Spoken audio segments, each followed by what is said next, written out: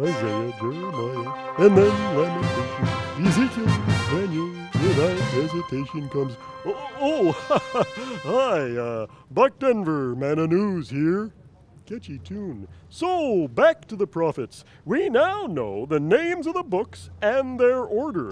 But how are they organized?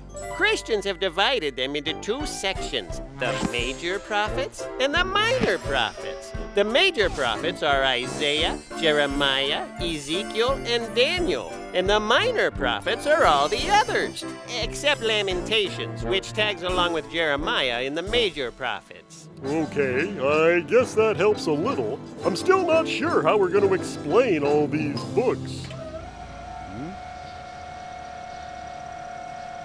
Dr. Schniffenhausen, where have you been?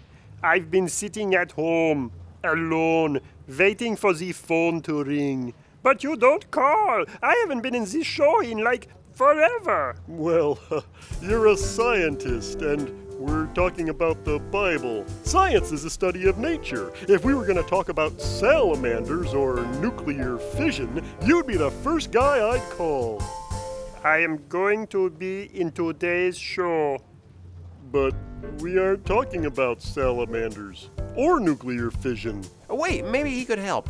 Dr. Schniffenhausen, do you think you could help us visualize the complexity of the prophets and Israel's history and how they all fit together? Of course I can do that for you. In fact, I already have. Dr. Schniff? Behold, the prophet-computer! What did he call it? It's like a computer about prophets. Well, that might be just what we need. Suddenly, my flannel graph doesn't seem quite as impressive. Okay, Dr. Schniffenhausen, we should probably start by naming the three big historical events, the empires. Right, good idea. There are three big events that are very important to the era of the prophets. The rise of the Assyrian Empire, the rise of the Babylonian Empire, and the rise of the Persian Empire. We already talked about those. Right, and what do they have to do with the prophets? God sent prophets in times of crisis, when Israel was headed for trouble. So if there was no crisis, then God sent no prophets. Well, who taught the people God's laws when there were no prophets around? Actually, it wasn't the prophet's job to teach God's law or help the Israelites worship God. That's what the priests did. So the prophets did what exactly? Prophets were kind of like alarm clocks.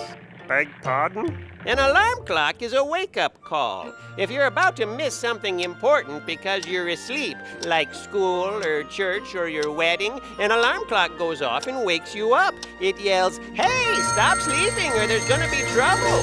Most people I know don't particularly like alarm clocks. I don't like my alarm clock at all. Sometimes people really don't want to be woken up. And the same was true of prophets. When Israel wasn't following the covenant, when they'd sort of fallen asleep in their relationship with God, God would send a prophet like an alarm clock to sound an alarm, to say, "Hey, wake up or there's gonna be trouble." And just like with alarm clocks, it didn't always go so well. Sounds like being a prophet wasn't a whole lot of fun. Indeed. There wasn't much profit in being a prophet and trying to sound the alarm. With Israel snoring, they just keep ignoring all the signs that they're headed for some harm. When you're a prophet, it's not a lot of fun. When you're a prophet, you ain't pleasing anyone. They're not inclined to listen, and your forehead's gonna glisten with the sweat of all that jumping up and down. Oh yeah, their stubbornness'll bug ya, and they ain't gonna hug ya. More likely they'll just throw you out of town. 'Cause you're a prophet, it's not an easy job. To be a prophet means you'll face an angry mob. The pay is bad, the hour's worse. Proclaim a warning, then a curse. You'll take your blows, you'll need a nurse. And thank the Lord the day that you are done. A prophet's job is not a lot of fun, no sir.